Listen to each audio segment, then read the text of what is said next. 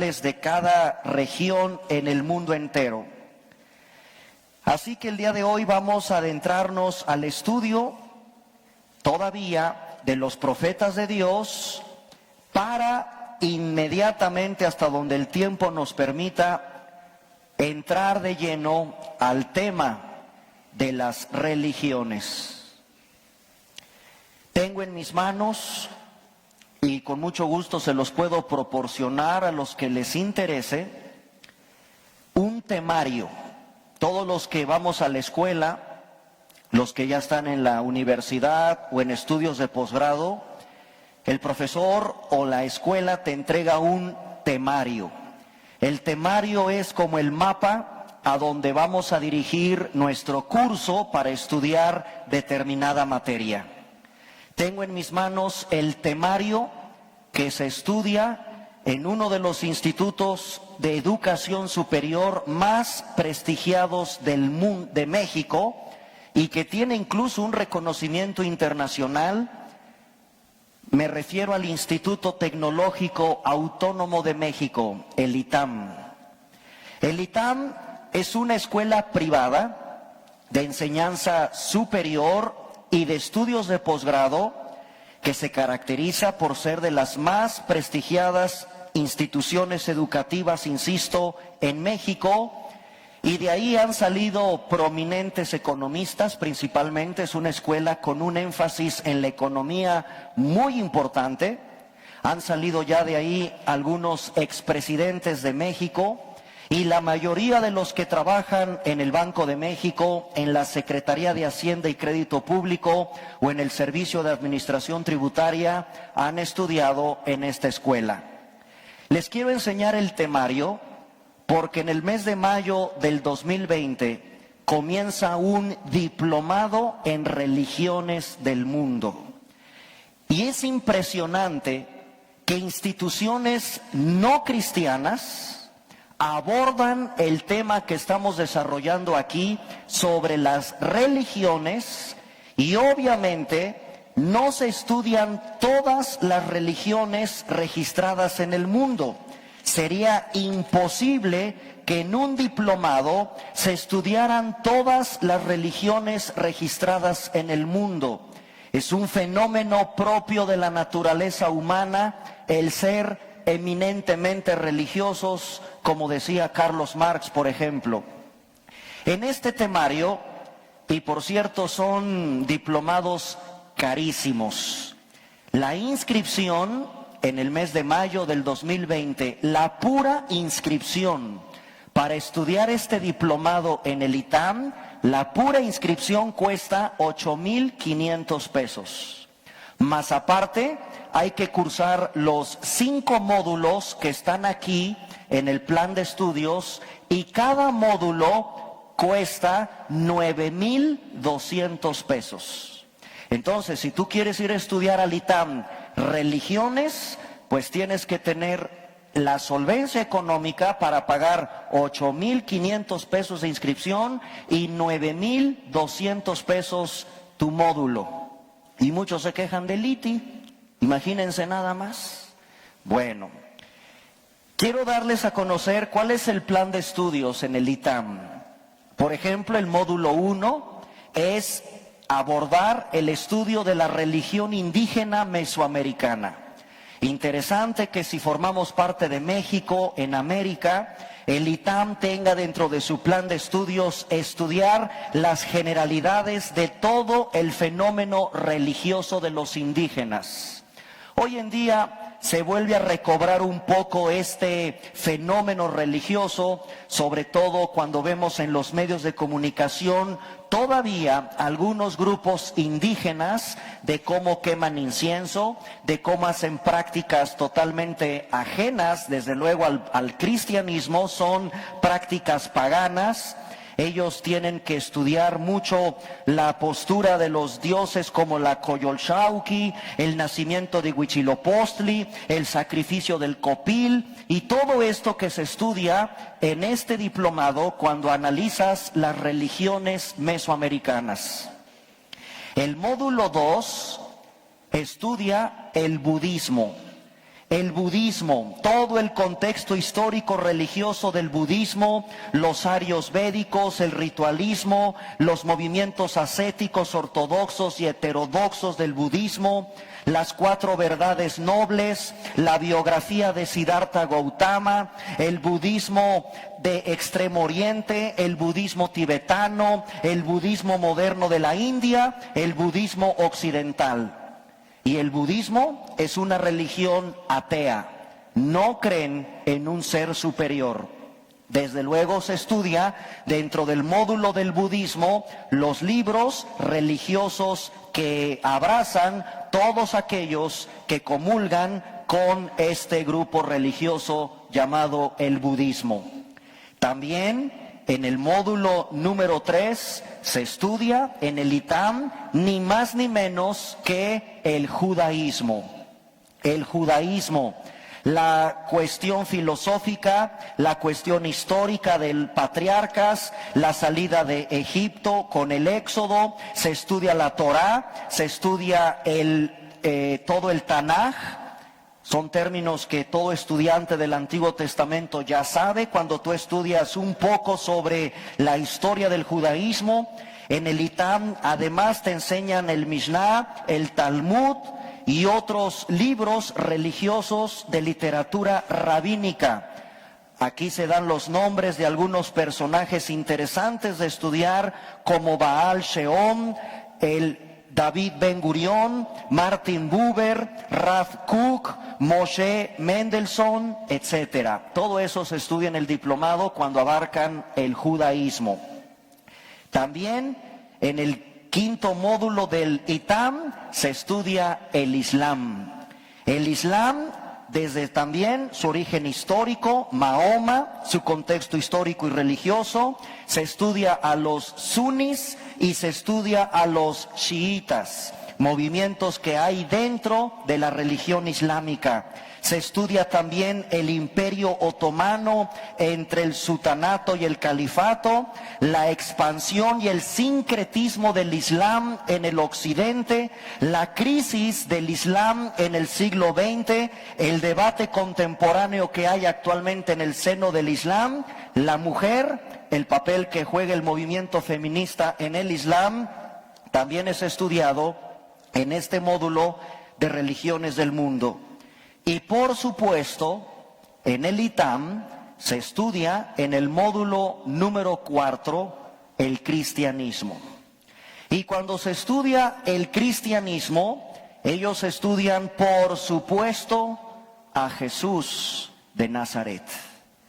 Qué interesante que una institución de ese prestigio abarque un espacio dentro de su diplomado de religiones hacia la persona de Jesús. No niegan la existencia de Cristo, el surgimiento del cristianismo, cómo surge la iglesia cristiana.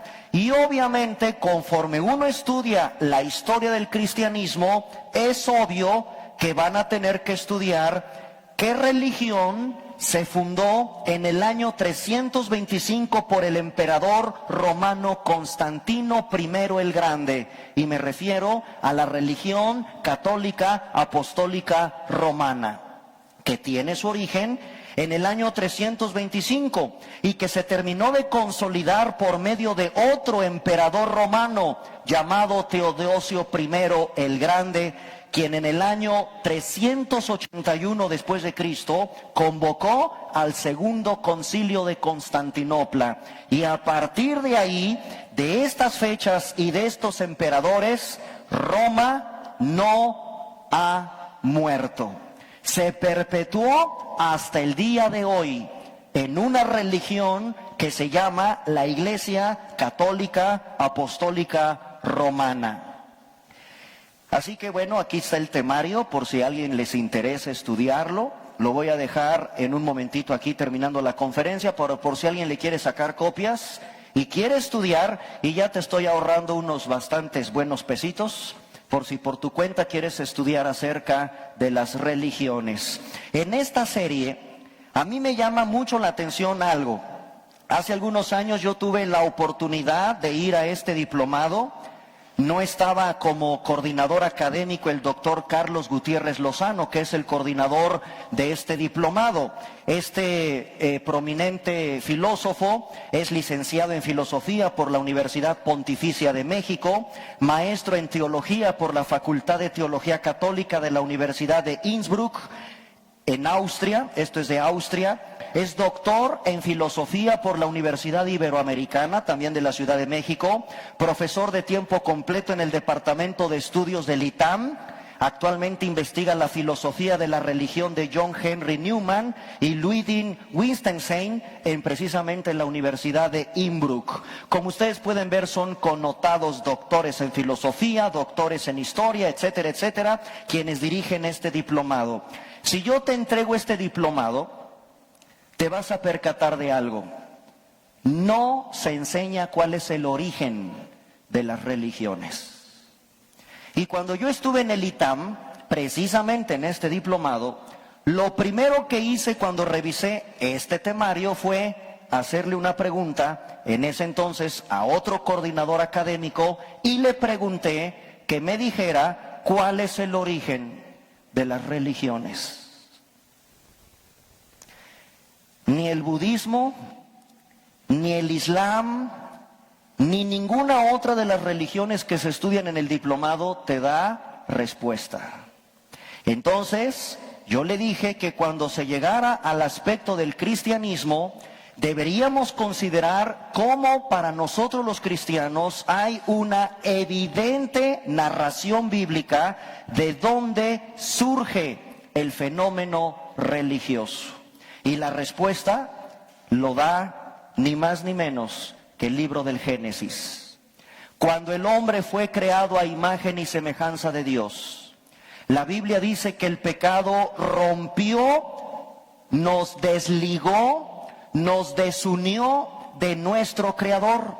Y el hombre, para volverse a encontrar con Dios, inventó la manera en cómo evadir su responsabilidad, o más bien cómo enfrentar su responsabilidad, pero sin los medios que Dios había provisto para el ser humano. Cuando el hombre cayó en pecado, se desligó de su Creador. De ahí que la palabra religos, religare, en el latín precisamente significa volver a ligar o volvernos a unir con Dios. El hombre es el autor, el que ha inventado todas estas religiones.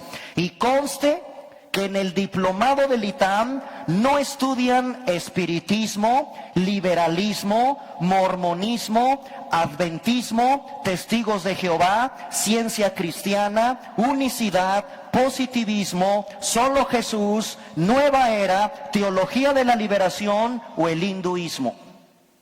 Son miles de religiones en el mundo. El ITAM solamente le interesa enfocarse a las principales religiones que abarcan el mundo entero y desde luego darle una repasada a las religiones de donde proviene nuestra cultura en América. Hermanos en Cristo, no los quiero espantar porque por ahí ya hay algunas cuestiones interesantes que han estado surgiendo. Por ejemplo, nuestro escudo nacional. El escudo precioso, maravilloso de nuestra águila devorando una serpiente. ¿Saben cuál es el origen de ese escudo? Como mexicanos, ¿sabemos el origen de nuestro escudo? ¿Y qué hacemos los cristianos cuando nos enfrentamos a eso? Ahora ya achacan que también la estrella de David es la estrella del dios Moloch. Y así empezamos a encontrar una serie de cosas que si nos empezamos a adentrar en la historia y en todo esto que implica el estudio de las religiones, al menos nuestra bandera y nuestro escudo tiene un origen, aparte de la leyenda, está inspirado en la religión que precisamente heredamos de nuestros antepasados. Ahora, Yo como cristiano, ¿qué significa? Que aquí tenemos un ídolo que es la enseña nacional, o que viene todo esto de Huitzilopochtli, porque en el diplomado del ITAM te enseñan dónde surgen todas estas religiones que poblaron, de los que poblaron Mesoamérica, y ahí están todas las culturas que nosotros conocemos.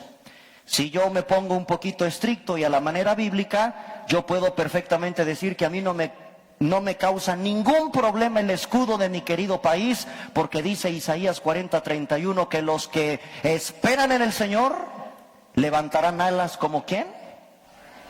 Y además, si nos queremos ver muy así, la serpiente es efectivamente representación de Satanás en la Biblia. Pero aquí yo encuentro que hay una serpiente que está siendo devorada por un águila.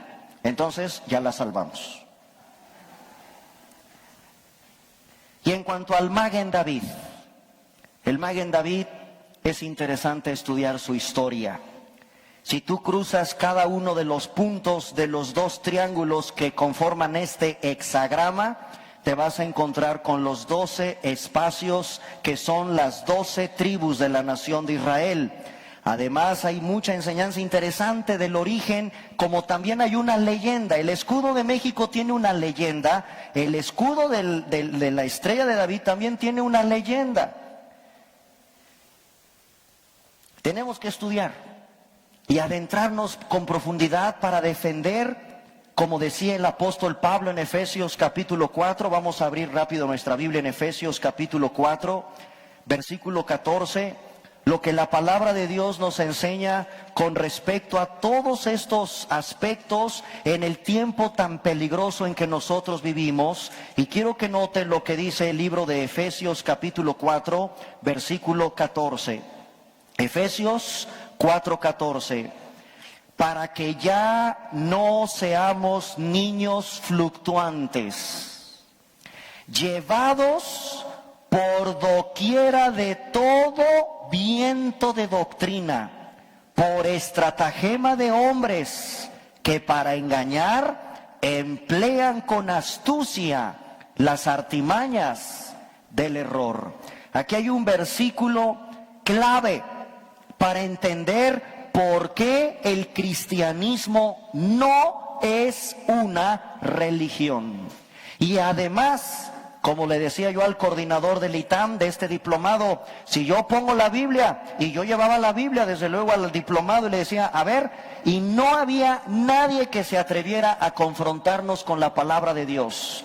Y llevaban los libros que había que estudiar para el budismo, y abrían los libros de los judíos, y se abrían los libros propios del Islam. En ninguno de esos libros se encontraban las evidencias contundentes del origen de las religiones, y además, por supuesto, como cristianos sabemos la superioridad que tiene la Biblia por cualquier libro religioso. Extraordinario. Una de las evidencias más grandes que tiene la Biblia para despedazar cualquier libro religioso de los que se estudian en un diplomado de religiones son precisamente las profecías. Lo que los hombres de Dios hacían cuando tenían que dar una palabra de profecía a la nación de Israel. Antes de entrarnos a las religiones, porque aquí es la parte que me llama la atención del diplomado del ITAM. ¿Por qué en el diplomado del ITAM no se estudia la nueva era? ¿Por qué no se estudian otros movimientos religiosos como los que ya mencioné? ¿Por qué no la unicidad, el positivismo, la teología de la liberación? El adventismo, el espiritismo, el liberalismo son religiones acreditadas. Y si a eso agregamos también un culto terrible que tenemos en México como la Santa Muerte, por ejemplo, sería interesante que también ellos estudiaran este fenómeno de las religiones. De las religiones que se estudian en el ITAM, de ahí provendrá el falso profeta. Es interesante que los mismos académicos del ITAM dan énfasis a religiones que tienen una presencia a nivel mundial y con mucho respeto no toman en cuenta otros movimientos, porque el falso profeta tiene características que cumplir para que pueda surgir, para que pueda continuar ese espíritu de falsedad que hay desde los orígenes de la Biblia hasta el libro de Apocalipsis. Y se tienen que juntar varias señales, entre ellas ser una religión prominente que abarque a multitudes de seres humanos. Si hacemos una estadística con los sociólogos de la religión, ninguna de las religiones que quedan fuera del diplomado alcanzan un porcentaje considerable para ser consideradas como religiones de una poderosa influencia en lo político, en lo económico, en lo social. Sin embargo, por supuesto que el Islam o la religión católica tienen una tremenda presencia hoy en nuestros tiempos. Y estudiaremos conforme vayamos estudiando toda esta serie del falso profeta, porque es interesante, insisto, que hasta en el mismo diplomado de este instituto tecnológico importante, esta institución académica, de ahí, de acuerdo a las profecías de la Biblia, de ahí a los expertos en escatología de uno de estos movimientos religiosos, surgirá el último líder religioso que aglutinará a todas las religiones con un solo propósito, con un solo objetivo. Así que esta serie se va a poner interesante porque vamos a adentrarnos al fenómeno religioso, estudiar a consideración por qué.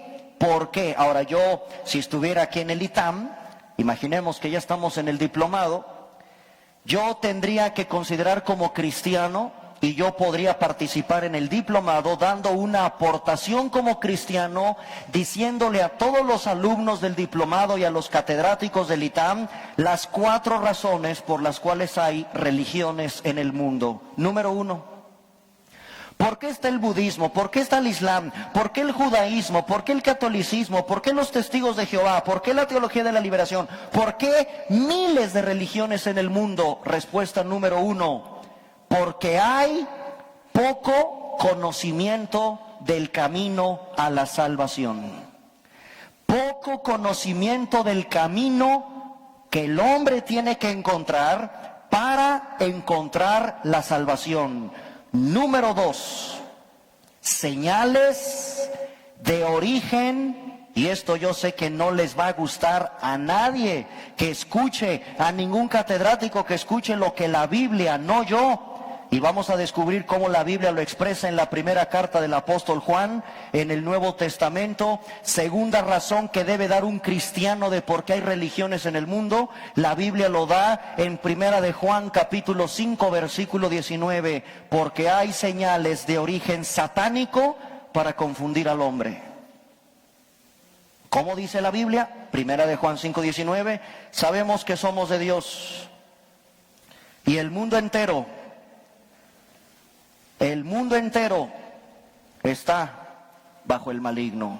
Si yo me pongo espiritual, reconozco que el que dirige las religiones en el mundo es Satanás. Segunda razón. Tercera razón, por ignorar este libro. Este libro que despedaza a cualquier otro libro de corte religioso. Nunca podrá ser comparada la Biblia con ningún otro libro religioso en el mundo. Todas las evidencias, y aquí tenemos material de nuestro pastor, ¿verdad? El pastor Armando Alducin, que es un apologista, un defensor de la fe, de cómo él nos invita, cómo todo cristiano tiene que tener herramientas para defender la veracidad, la autenticidad y la inspiración e inerrancia de las Escrituras. Por ignorar la Biblia es que están las religiones. Y en cuarto lugar, es el tema que nos ocupa en esta serie, la personalidad atrayente de guías falsos. Una personalidad atrayente de guías, y ahí en esos guías métele pastores, sacerdotes, profetas, apóstoles y todos los rangos iluminados, maestros, etcétera, etcétera, que son guías falsos. Ahora, tú me podrás preguntar, ¿y a mí qué? A mí como cristiano o a mí como persona consciente con una capacidad de razonamiento, ¿qué me interesa? Que toda la humanidad esté en su religión. Tú debes de respetar cada religión, como dicen, ¿verdad? Todas las religiones llevan a Dios, etcétera. No, sí nos debe de preocupar. Tan nos debe preocupar que hace algunos años un hombre llamado David Koresh, en Waco, Texas, un hombre con una personalidad atrayente. Esto está documentado de lo que sucedió en Waco, Texas, de cómo quemó, incendió a un grupo de seguidores de él, diciendo que Cristo ya había regresado, que Cristo ya estaba regresando, y era un hombre que se sabía de memoria la Biblia. Este fenómeno provocó que en los medios de comunicación se volviera a analizar el fenómeno que provoca la religión ante la atracción de guías falsos, que hizo una matazón en Estados Unidos, y así la lista es interminable de hombres y mujeres, porque ahora dicen que ya Dios es una mujer y que hay mujeres que representan a Dios aquí en la tierra. Aquí en Cuernavaca hay una secta que creen que Dios es una mujer. Están en el centro de Cuernavaca y ahí se están reuniendo, y todo esto que está permeando en la sociedad de hoy engaña y arrastra a la humanidad por el poco conocimiento del camino a la salvación, por las señales de origen satánico para confundir al hombre, por ignorar la Biblia y por la personalidad atrayente de falsos guías o falsos profetas. Profetas mentirosos. ¿Cómo distinguir? ¿Cómo saber cuáles eran los verdaderos profetas de Dios? Tiene que haber, en primer lugar, precisión doctrinal. Ya lo hemos explicado en alguna otra ocasión, de cómo los profetas genuinos de Dios tenían precisión, y en otras palabras, nunca iban a decir nada de lo que está escrito en la palabra de Dios. Hay una precisión doctrinal. Número 2, pureza moral. Pureza moral. Si hay algo que ha arrastrado a los falsos líderes o a líderes que empezaron bien su camino y después desviaron, fue la inmoralidad. Un hombre de Dios, un guía del Señor, un pastor, un hombre que es puesto en el ministerio, tiene que tener pureza moral. En tercer lugar, la precisión reveladora de su mensaje. Si ese hombre se atreve a decir en el Antiguo Testamento lo que hacía con aquellos que fallaban en sus visiones o en sus profecías, de inmediato los apedreaban. Dios no puede ser burlado, y había un celo por conservar la palabra de ese profeta, y se tenía que cumplir el 100% de su profecía. Eso se llama tener precisión reveladora. Además, vamos a hoy aportar otros 3 elementos interesantes de la función de los profetas de Dios.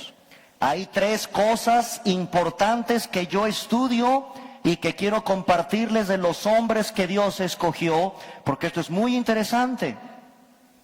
Dios escogió hombres y también mujeres que hablaran los oráculos de Dios, los misterios de Dios. En el Antiguo Testamento, Dios escogía determinadas personas para hablarle a su pueblo.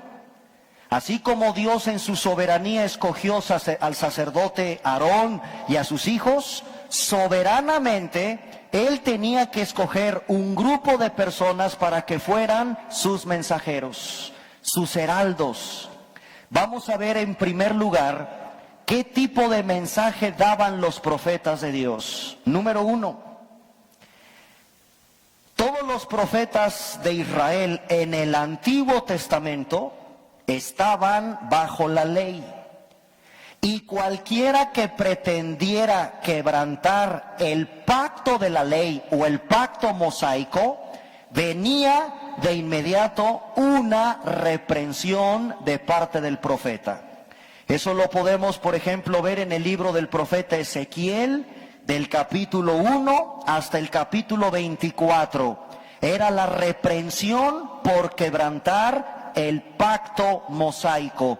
Todos los profetas, incluyendo Juan el Bautista, que fue el último profeta del Antiguo Testamento, aunque está en el Nuevo, aún Juan el Bautista está bajo la ley.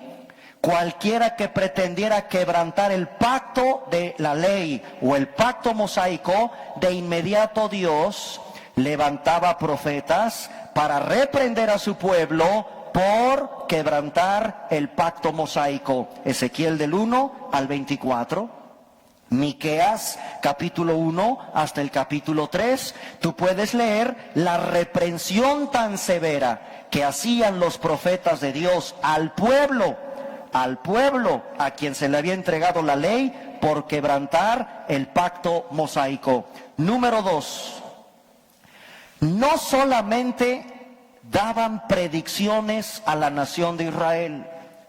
Algo impresionante que hacían los profetas de Dios era que advertían a otras naciones o emitían advertencias y predicciones para otras naciones que no fueran Israel. Por ejemplo, en el libro del profeta Isaías, vamos a rápidamente demostrar esto. En Isaías capítulo 13, por ejemplo, el profeta Isaías, aquí en el capítulo 13, da una profecía contra Babilonia. En el capítulo que sigue, los capítulos que siguen, por ejemplo, en el capítulo 15, era una profecía en contra de Moab.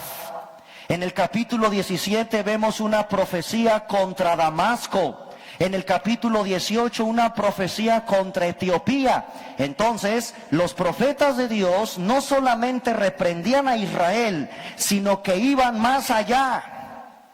A esas naciones que Dios también levantaba como enemigos del pueblo de Israel, los egipcios, los babilonios, etcétera, etcétera. Y Dios levantaba a los profetas para advertir y para predecir. También predecían o vaticinaban el futuro de lo que iba a acontecer con esas naciones. Y en tercer lugar, en este tercer punto, estamos nosotros. Todos los profetas de Dios anunciaron la llegada del Mesías. Y no solamente su nacimiento. Los profetas hebreos hablan más de la segunda venida de Cristo que de la primera. Ahora, en estas fechas en que estamos conmemorando el nacimiento de Jesús en Belén, hay decenas de profecías que fueron anunciadas en qué ciudad iba a nacer, de qué mamá iba a tener o qué madre iba a concebir al Mesías, cómo iba a ir al templo, qué tipo de enseñanzas iba a dar, de qué muerte iba a vivir. Todo lo que Cristo, desde su nacimiento hasta su resurrección, fue profetizada por los profetas hebreos. Solo que hay algo interesante. Hay más profecías de la segunda venida de Cristo que de la primera. Entonces, aquí viene algo interesante a la iglesia de hoy. Si todas las profecías de la primera venida de Cristo se cumplieron al pie de la letra, las profecías de la segunda venida de Cristo se cumplirán al pie de la letra. Si todo quedó registrado en las profecías de ellos con detalles extraordinarios sobre los magos que lo iban a visitar, o estos sabios de Oriente que lo iban a visitar, sobre las parábolas, sobre la ciudad de Belén, sobre María, sobre la salida de Egipto, sobre la muerte de los niños en Nazaret por Herodes, y todo lo que estamos estudiando en estas fechas que se conmemora, todo fue profetizado al pie de la letra, tuvo su cumplimiento. Así tendrá su cumplimiento la segunda venida. En tercer lugar, entonces, los profetas de Dios hablaban de la llegada del Mesías, hablaban de la restauración de Israel y hablaban de su reinado del Mesías por toda la eternidad. Uno de los pasajes que más me impresiona de este punto está en Isaías capítulo 2. Que acompáñenme al libro de Isaías capítulo 2.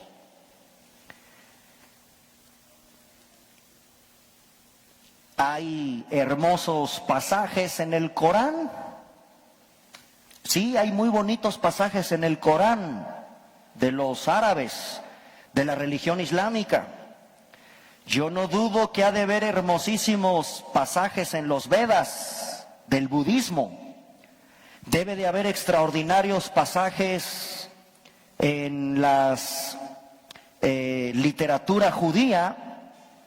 Hay algunos libros como el Mishnah, el Talmud, que no son de la Biblia, pero hay hermosos pasajes del Talmud, del Mishnah, en el Corán, en los Vedas, incluso en libros de religiones de Mesoamérica como el Popol Vuh. Sin duda debe haber hermosísimos pasajes ahí. Sin embargo, les voy a demostrar cómo este anuncio de los profetas nos incumbe a nosotros, y nos vamos a la ciudad de Nueva York, afuera del edificio de las Naciones Unidas, afuera de la ONU, que fue creada en 1945 después de la terrible Guerra Mundial.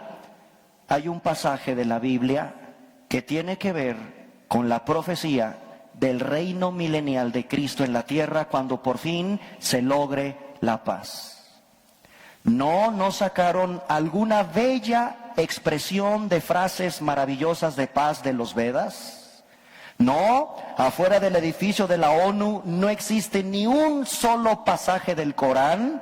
No, afuera de un recinto de nivel internacional como es la Organización de las Naciones Unidas, no hay otro pasaje de ningún líder religioso ni de ningún pacifista.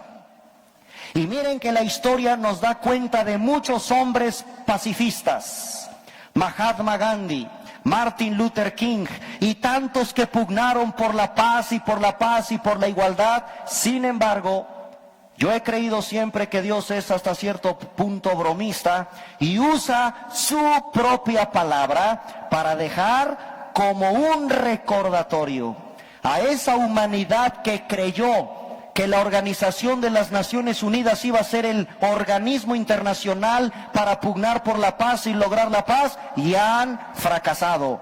Dios colocó una profecía extraordinaria afuera del edificio de las Naciones Unidas en la ciudad de Nueva York. Isaías capítulo 2, versículo 4. Y juzgará entre las naciones y reprenderá muchos pueblos, y volverán sus espadas en rejas de arado y sus lanzas en hoces. No alzará espada nación contra nación, ni se adiestrarán más para la guerra. Extraordinario. Mejor pasaje de la Biblia no podía estar afuera de la ONU, pero no es para estos tiempos. Si tú analizas el capítulo 2 de Isaías, es la profecía del reino de Cristo aquí en la tierra, cuando por fin, cuando Cristo esté en la tierra, se logrará esa paz tan anhelada en el mundo entero, no antes. ¿Qué hizo el Señor? Yo lo creo con todo mi corazón. Le puso al arquitecto, al escultor en su corazón, con aprobación desde luego de todo el Consejo de la ONU, que colocaran la placa con Isaías capítulo 2, versículo 4, como un recordatorio a toda la humanidad que sí, habrá esa paz tan anhelada, pero no con los hombres de por medio, sino cuando Cristo establezca su reino en esta tierra. Era parte de lo que los profetas de Dios anunciaban en el Antiguo Testamento. Así que reprensión por quebrantar el pacto, advertencias y predicciones para las naciones y las promesas de un reino glorioso en el que Israel sería restaurado bajo el reinado del Mesías y las naciones de la tierra por fin experimentarían esa paz bajo el reino de ese Mesías prometido. Les vuelvo a repetir, si los profetas anunciaron la primera llegada de Cristo con exactitud y esa primera llegada se cumplió, la segunda venida, de la cual hay más profecías que la primera, se tendrá que cumplir al pie de la letra. No cabe duda entonces que por eso ahora entendemos la advertencia de Cristo hacia los falsos profetas. Vamos ahora al Nuevo Testamento y nos vamos a ir adentrando ahora qué papel tienen los profetas en el Nuevo Testamento. Cuando el Señor habló, por ejemplo, en el Antiguo Testamento nosotros tenemos el libro de Malaquías. Como el último libro del Antiguo Testamento, así está acomodado en el canon de las Escrituras. Lo correcto es que ahí, en una Biblia hebrea, en una Biblia judía, no está Malaquías. Está el libro de las Crónicas. Por eso son libros paralipómenos. Son libros que quedaron en la parte final de lo omitido por otros libros que ya habían sido escritos como Reyes y Samuel. Y entonces, en una Biblia judía, en una Biblia hebrea, no vas a tener a Malaquías ahí. Tienes el libro de las Crónicas, como el cierre. Nosotros tenemos efectivamente a un profeta que fue de los últimos que hablaron en el Antiguo Testamento, llamado Malaquías. Y cuando Malaquías, vamos rápidamente al libro de Malaquías, capítulo 4, que por cierto, Malaquías, si analizamos el capítulo 4, está profetizando de Cristo y está profetizando de Juan el Bautista. Y dice Malaquías capítulo 4, versículo 4, aquí está lo que les explicaba. Fíjense cómo profetizaban o qué decían los profetas de Dios. Versículo 4, acuérdense de la ley. Acuérdense de la ley, aquí están bajo la ley. Acuérdense de la ley de Moisés mi siervo, al cual encargué en Horeb ordenanzas y leyes para todo Israel. Y a continuación viene el anuncio de la profecía, ni más ni menos que de Juan el Bautista. He aquí, yo os envío el profeta Elías, antes que venga el día de Jehová, grande y terrible. Versículo 6, Él hará volver el corazón de los padres hacia los hijos, y el corazón de los hijos hacia los padres, no sea que yo venga y hiera la tierra con maldición. Y después de estas palabras, Dios guardó silencio. Tú le das la vuelta, estás en Malaquías 4, versículo 6, y lo único que haces es esto. Le estás dando la vuelta a 400 años de silencio. Nosotros no nos tardamos ni un minuto en hacer esto. Aquí hay 400 años de silencio. Dios calló. No levantó profetas, no reveló ya nada. Todo lo que dijo quedó dicho en 39 libros que conocemos como el Antiguo Testamento. Y Dios guardó silencio. Hasta que de repente un hombre joven, vestido de piel de camello, que comía miel o langostas, empezó a predicar junto al río Jordán. Y nuevamente ahí el Señor volvió a hablar. En el Nuevo Testamento, lo que nosotros llamamos Nuevo Testamento, claro que vamos a encontrar profetas. La iglesia no existía. Dios vuelve una vez más a levantar a determinados hombres, como los vamos a estudiar en las siguientes conferencias, ya bajo el Nuevo Testamento. Incluso cuando empieza a surgir la iglesia, hay hermanos con nombre ahí en la Biblia cuyo llamado era de profetas. Y los encontramos en el Nuevo Testamento. Y vamos a estudiar cómo es que estos hombres bajo el Nuevo Testamento empezaron a profetizar. Pero antes, en Mateo capítulo 7, versículo 15, Jesucristo, si esto pasaba en el Antiguo Testamento con los profetas hebreos, ahora que Cristo está ya viniendo al mundo a salvarnos, y que ya está Cristo en esta tierra en 3 años y medio por morir en la cruz y establecer un nuevo pacto o la nueva dispensación de la gracia, quiero que noten cómo Cristo está advirtiendo que el espíritu no ha terminado, un espíritu perverso de falsedad.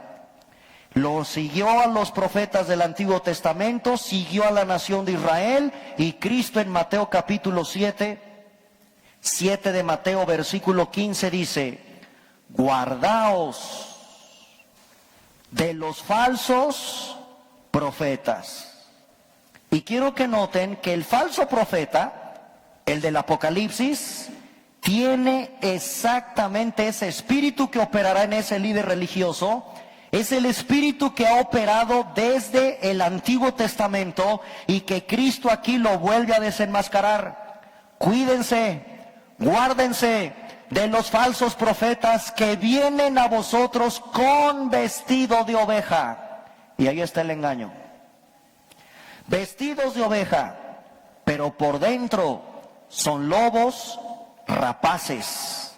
En el libro de Hechos de los Apóstoles, ya en la historia, ya aquí está la iglesia.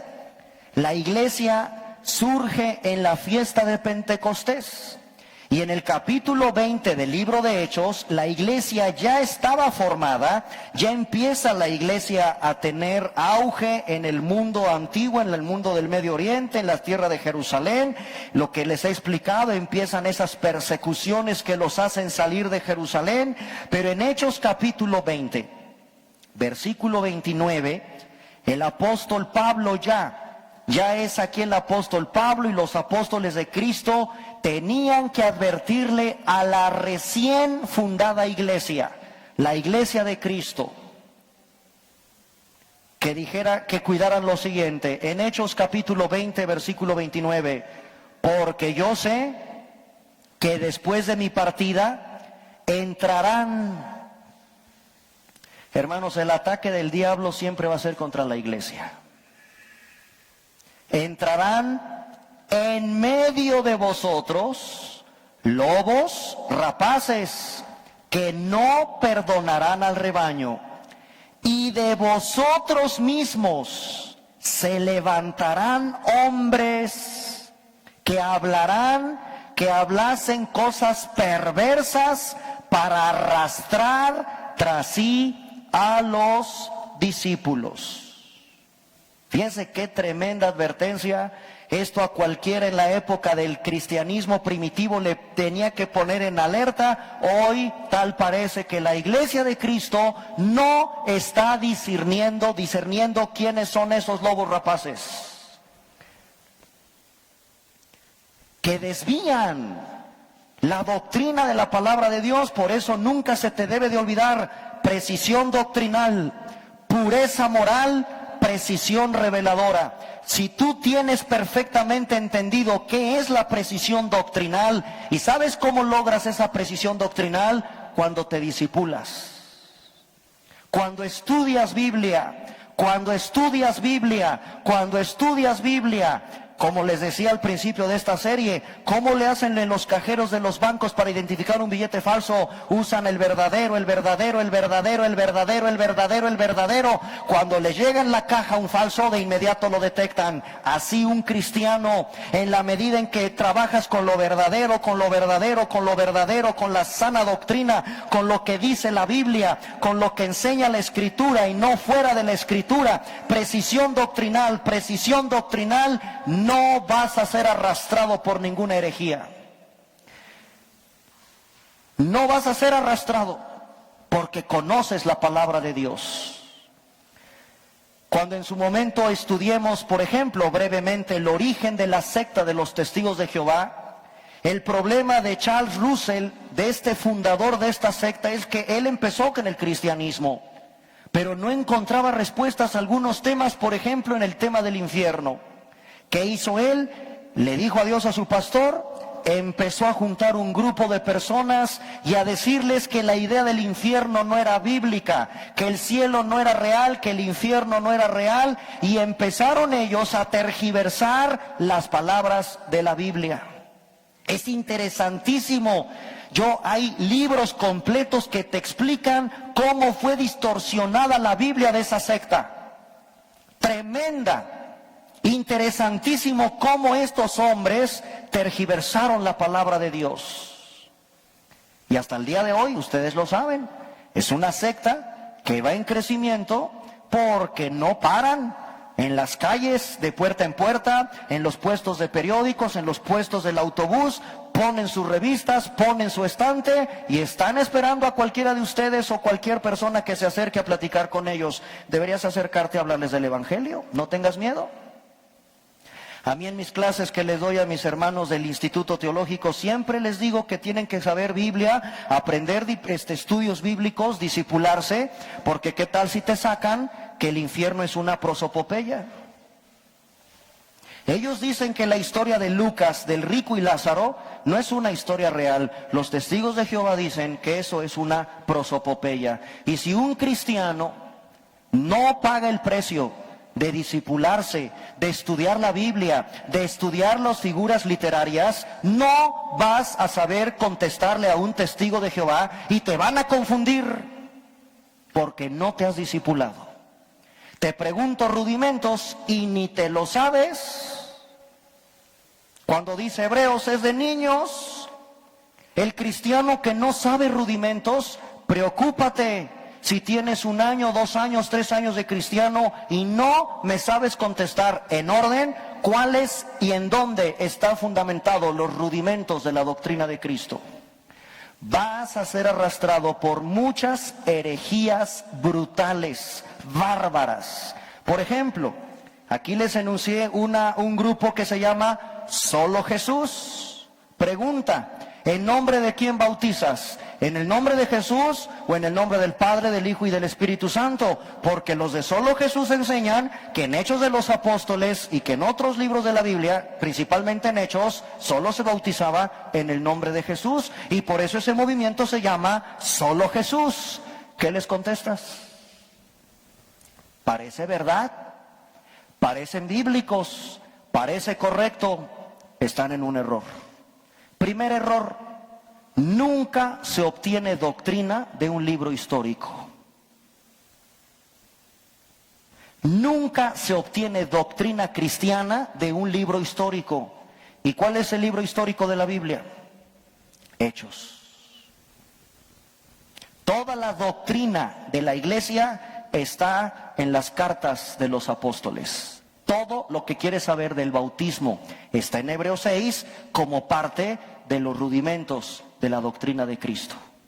Pero los cristianos de hoy están tan metidos en el Facebook y en las novelas como cuna de lobos que ni siquiera pagan el precio de estudiar más la palabra de Dios. En esta iglesia, hermanos, si hay algo que yo me he preocupado de que todos los servidores, todos los hermanos estén tomando por lo menos 1 o 2 discipulados. Y si no me da tiempo en la semana, el domingo a las 10 de la mañana, ahí estamos estudiando Primera de Tesalonicenses. Aquí los varones tienen estudio a las 7:30 de la noche. Las mujeres mañana, 9:30 de la mañana, tienen su discipulado. Los matrimonios tienen su discipulado a las 7:30 de la noche. Y tenemos un instituto teológico 2 sábados al mes, para que estudies más la palabra de Dios. No es pretexto que no te discipules. Todo buen cristiano es un discípulo. Se discipulan para tener herramientas y presentar defensa, como dice el apóstol Pedro, a todo aquel que demanda razón de la esperanza que hay en ti. Y más con estos tiempos. A ti te van a preguntar como cristiano, ¿qué opinas de la carta a la que está convocando el Papa Francisco para el 14 de mayo del 2020? ¿Qué le contestas?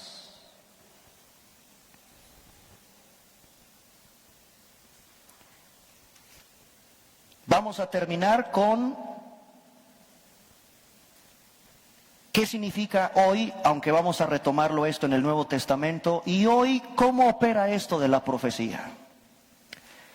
El apóstol Pablo, en Primera de Corintios capítulo 14, y de esto vamos a hablar ya en 8 días, primero Dios, cómo opera esto de la profecía ahora en el Nuevo Testamento. Primera de Corintios capítulo 14, versículo 3, te lo tienes que saber de memoria.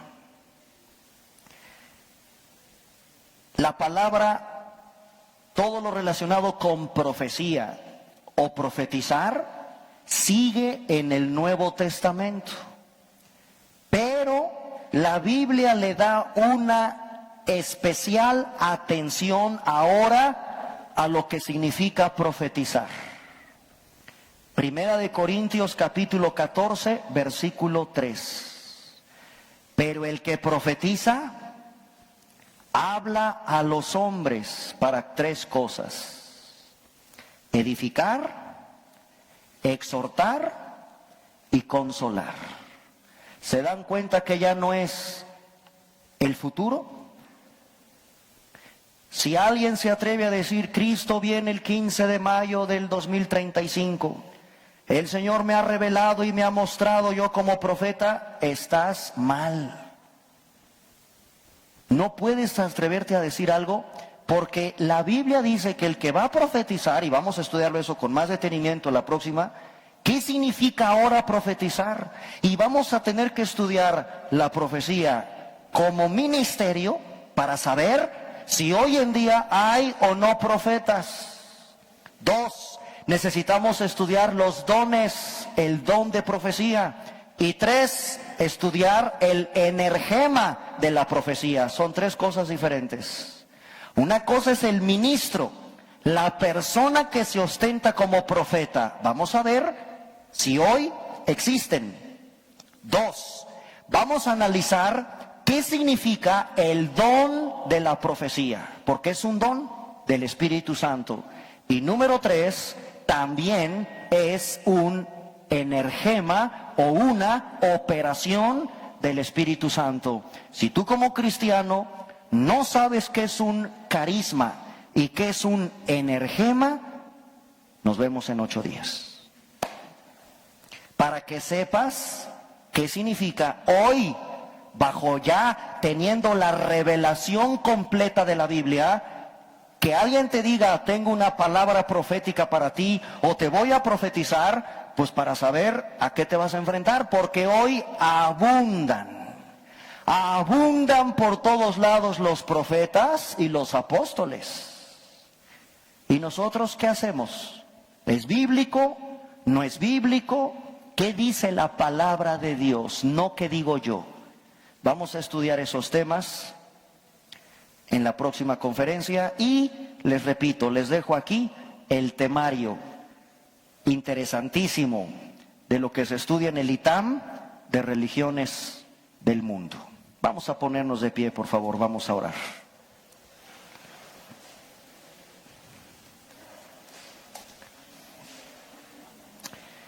Señor, en esta noche, Padre, vivimos tiempos muy interesantes emocionantes para toda la iglesia que espera tu regreso en las nubes. Señor, son tiempos en los que tu iglesia tiene que estar atenta, como dice tu palabra, atenta a tu palabra, porque tu palabra es esta lámpara que alumbra nuestros pies, lumbrera nuestro camino. Señor, cuando venimos a ti, hemos encontrado que tú no representas ninguna religión. Nosotros estamos unidos por los méritos de Cristo en esa cruz. Nos reconciliaste. Y en el cristianismo existe la gracia. La gracia que nos fue dada a nosotros de depositar toda nuestra confianza en Jesús como Señor y Salvador. No tenemos que hacer nada. No hay que ir de peregrinación a ningún lado. No tenemos que hacer ningún ritual, ningún sacrificio. No tenemos que hacer absolutamente nada porque el cristianismo es gracia. Y por gracia fuimos salvados. No por méritos nuestros, sino porque hemos depositado toda nuestra confianza en Jesús. En Cristo nuestro Señor y nuestro Salvador. Señor, gracias por librarnos de las religiones, inventos de hombres que por tener la eternidad buscamos el camino. Hace 2000 años los evangelios registran, y específicamente el Evangelio de Juan registra una de las palabras más impresionantes jamás habladas por hombre alguno pisando este planeta Tierra. Yo soy el camino, la verdad y la vida. Nadie viene al Padre si no es por mí. Cuando uno estudia las religiones, Señor, nos sorprendemos de que ningún líder religioso se atrevió a decir esas palabras, solo tú. Y creemos con todo nuestro corazón que efectivamente tú eres el único camino, no un camino, sino el camino, no una verdad, sino la verdad y la vida misma, porque eres Dios. Señor, gracias por venir hace 2000 años a derramar tu preciosa sangre por causa de esta confusión que había en nuestros corazones de buscar cómo acercarnos a ti. Hoy, Señor, debemos entender que Jesús no es una religión, Jesús es una relación. Y es la que en esta noche tenemos al estar juntos, estudiando tu palabra, discipulándonos, indagando acerca de los últimos tiempos y de cómo tú nos has advertido de los falsos profetas, de los falsos maestros y de aquellos que engañarían a la humanidad por desconocer tu bendita palabra, por desconocer quién eres. Por eso tenemos una gran comisión, una apremiante y gran comisión de ir a anunciar el Evangelio, de predicar a Cristo, de predicar ese mensaje poderoso de salvación en el Evangelio, porque en ese mensaje está el poder que tú utilizas para salvar a los pecadores, redarguyéndolos con tu Espíritu eterno. Bendito Dios, te damos gracias en esta noche que nos permites indagar acerca de tu palabra. Nosotros sí sabemos de dónde viene la religión. Nosotros sí sabemos, Señor, qué fue lo que ocasionó esa ruptura de relación del hombre contigo. Señor, no ignoramos las maquinaciones del diablo. Vivimos en un mundo caído, engañado, dice tu palabra, por huestes espirituales de maldad que operan en las regiones celestes.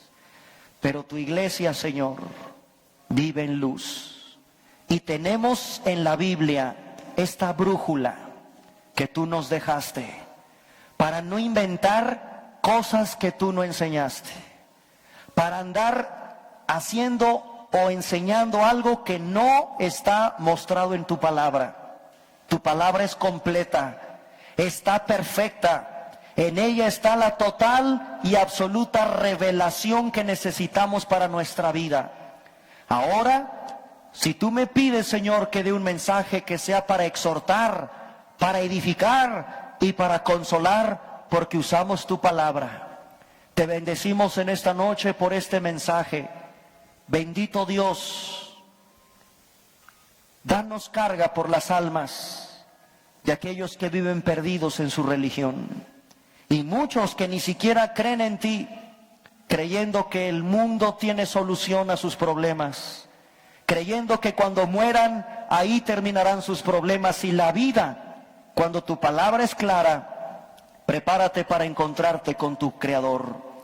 Hebreos 9:27 está establecido a los hombres que mueran una sola vez, y después viene un juicio. Si en esta vida somos atentos a ese mensaje, persona que me escuchas, no cierres tu oído, porque algún día te tendrás que enfrentar con tu Creador. El Dios que has negado, el Dios que has desconocido, es el Dios que se revela en su palabra, la Biblia. Estúdiala, conócela, arrepiéntete y entrégale tu vida a Jesús, al único que vino al mundo a derramar su sangre en esa cruz, para que tú y yo no vivamos confundidos en una religión, sino estemos siempre seguros de nuestra salvación y del precio que Él pagó por nuestros pecados en la cruz del Calvario. Señor, en esta noche te agradecemos estos minutos, este espacio que tenemos entre semana para volver a estudiar tu palabra, para volver a unirnos como familia, para volvernos a abrazar, a exhortar, a consolar, a animar y seguir juntos a pesar de nuestros problemas, tomados de la mano de ti, Señor, hasta el último día de nuestros días. Te bendecimos en esta noche y te damos gracias en el nombre de Jesús. Amén.